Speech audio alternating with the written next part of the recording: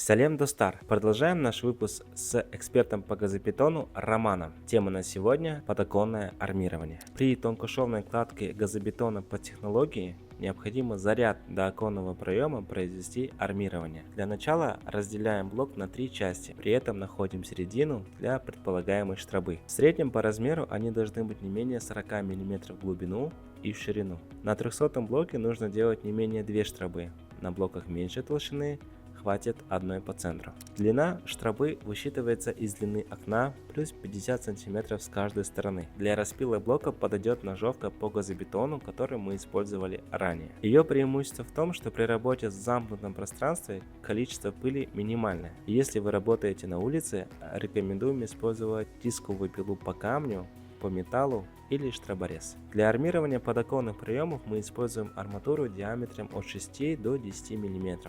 Важно, чтобы арматура находилась в центре нашей штробы. Для лучшей адгезии со смесью перед заливкой цементно-песчаным раствором рекомендуем зачистить штробу щеткой с достаточным количеством воды. Не бойтесь использовать много воды.